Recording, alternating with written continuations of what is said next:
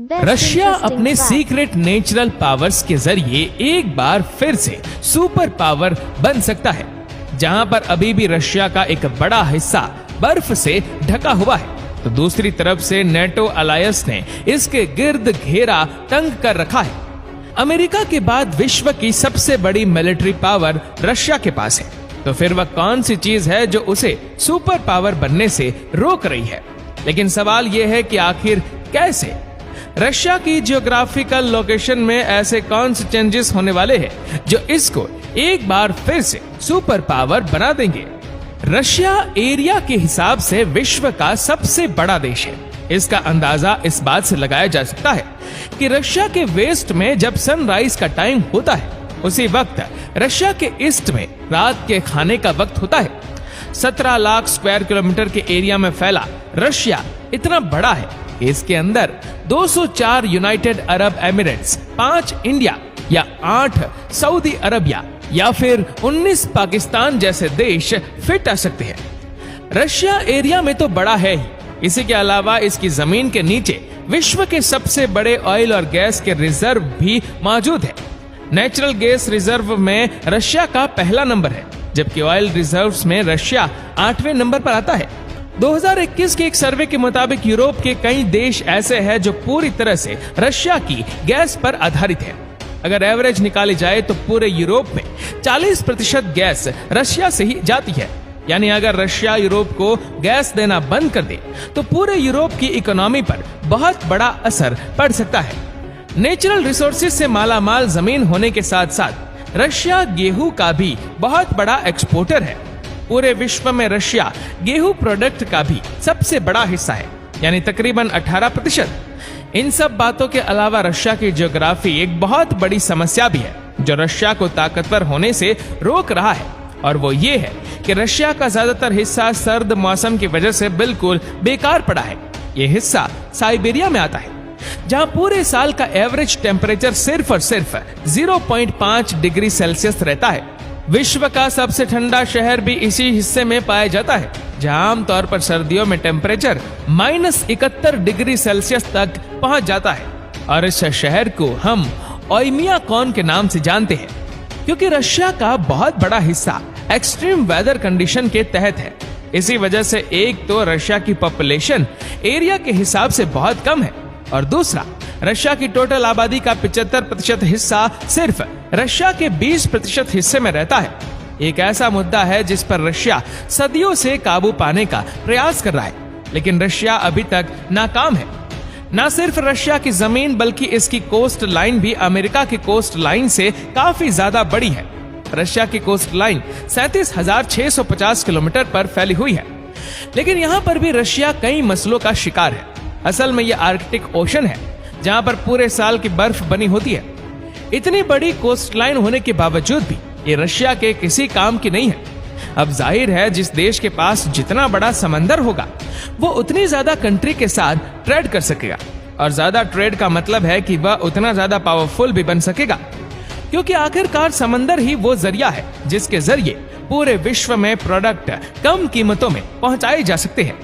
बर्फ की वजह से यहाँ कार्गो शिप्स का चलना न सिर्फ मुश्किल होता है बल्कि ये काफी खतरनाक भी साबित हो सकता है।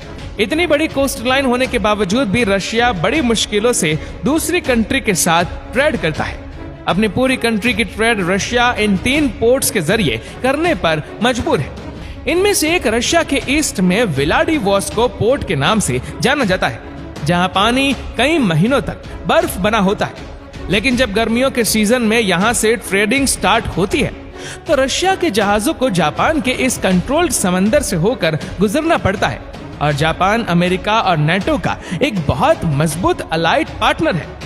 नेटो कई देशों के बीच में एक ऐसा जरिया है जो रशिया से बचने के लिए ही बनाया गया था। यानी अगर किसी भी नेटो कंट्री पर रशिया ने हमला करने की कोशिश की तो बाकी तमाम नेटो कंट्री मिलकर उसका साथ देंगी।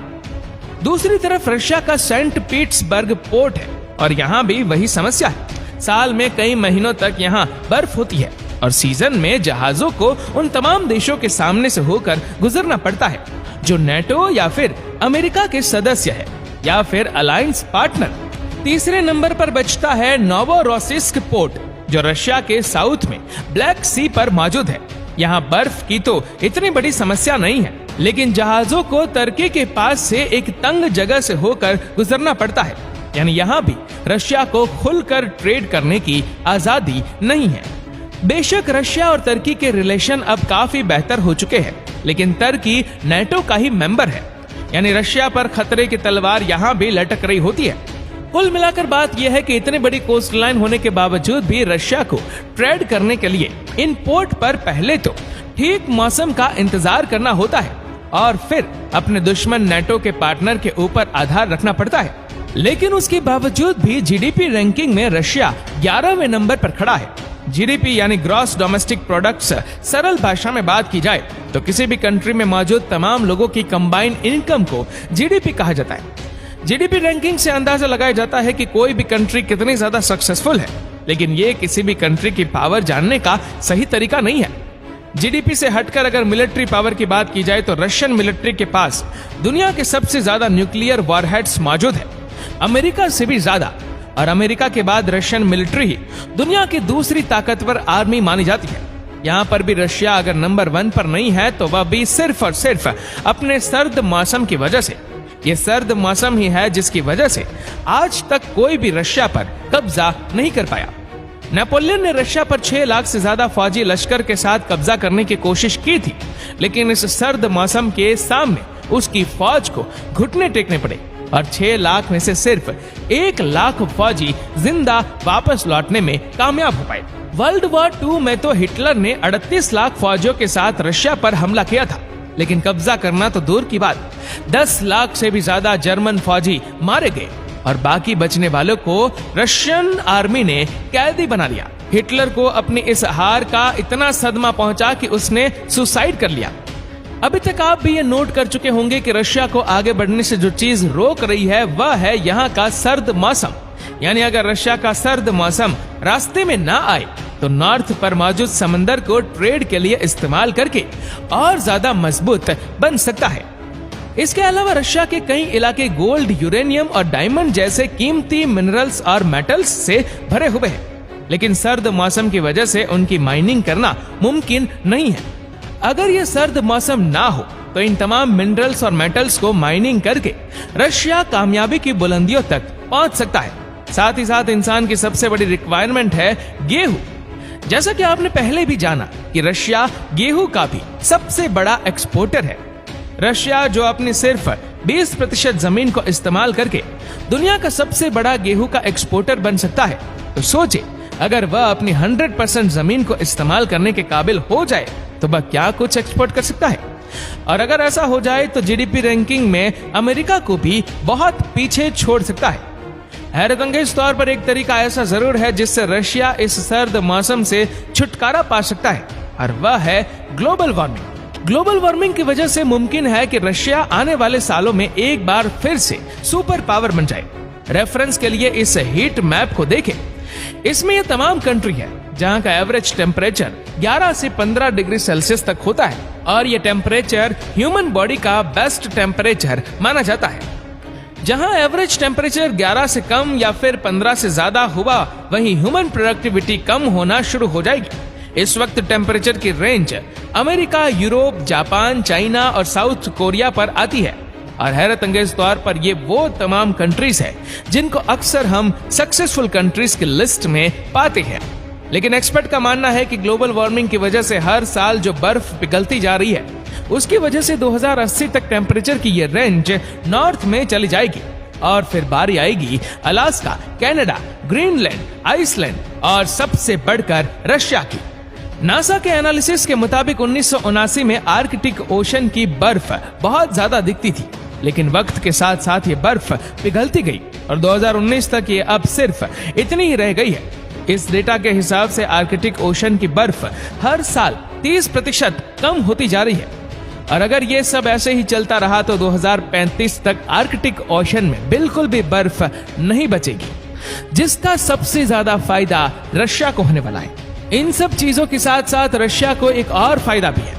क्लाइमेट चेंज की वजह से जो आइस मेल्ट हो रही है, उससे ओशन के पानी में दिन ब दिन फायदा होता जा रहा है। यानी जब ओशन का पानी बढ़ेगा तो सबसे पहले वह ओशन पर बनी सिटीज को निगल जाएगा। अमेरिका जिसकी तमाम मेजर सिटीज ओशन पर बनी है, उसको आने वाले वक्त में काफी ज्यादा तकलीफ का सामना करना पड़ सकता है, जिसमें पूरे के पूरे शहरों को इवैक्यूएट करना भी शामिल है। और जाहिर है इस काम में करोड़ों डॉलर का खर्चा भी होगा। इसके बाद रशिया जिसके सिर्फ 3 सिटीज ओशन फ्रंट पर है और बाकी तमाम मेजर सिटीज समंदर से कम 600 किलोमीटर के फासले पर है, इस चीज का भी रशिया को आने वाले वक्त में ठीक ठाक फायदा होने वाला है। स्विस कैनाल इजिप्ट का वह समुद्री रास्ता है जो एशिया को यूरोप से जोड़ता है। सिर्फ चीन से ही नहीं बल्कि पूरे एशिया से तमाम शिप्स यूरोप जाने के लिए यही स्विस कैनाल का इस्तेमाल करना पड़ता है, जिसके लिए वेसल्स इजिप्ट की गवर्नमेंट को भारी फीस भी अदा करती है। हर साल 20,000 के करीब वेसल ये कैनाल इस्तेमाल करती है और हर एक वेसल इजिप्ट गवर्नमेंट को तकरीबन $4 लाख का टोल टैक्स पे करती है। यानी साल की 20,000 शिप्स की ट्रांजिट पर इजिप्ट गवर्नमेंट को $8 मिलियन मिलते हैं। चाइना के शंघाई पोर्ट से यूरोप में रॉटरडैम पोर्ट तक शिप्स को 18,000 किलोमीटर का फासला और 37 दिन लग जाते हैं।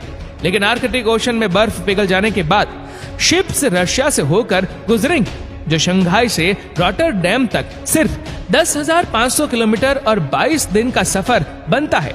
यानी जहां चाइनीज कंपनी को लाखों डॉलर ट्रांसपोर्टेशन के बचेंगे, वहीं रशिया को उसके कंट्रोल समंदर से गुजरने की भारी टोल फीस भी पे करेंगे। एग्रीकल्चर से लेकर नेचुरल गैस तक और कीमती मिनरल्स की माइनिंग से लेकर रशिया में पॉपुलेशन ग्रोथ तक, क्लाइमेट चेंज की वजह से तमाम सेक्टर्स पर रशिया का पलड़ा भारी दिख रहा है और इसके काफी ज्यादा चांसेस है कि आने वाले 50 या 60 सालों के बाद रशिया एक बार फिर से वर्ल्ड सुपर पावर बन के उभरेगा। दोस्तों आशा करते हैं कि वीडियो आपको पसंद आई होगी। आपको ये वीडियो कैसे लगी नीचे कमेंट करके जरूर बताएगा और अगर आपको वीडियो अच्छा लगा हो तो इस वीडियो को लाइक करेगा, शेयर करेगा ज्यादा से ज्यादा लोगों तक और ऐसी ही और भी रोचक जानकारियों के लिए सब्सक्राइब करें हमारे YouTube चैनल को और Facebook पर फॉलो करें हमारे पेज को। धन्यवाद।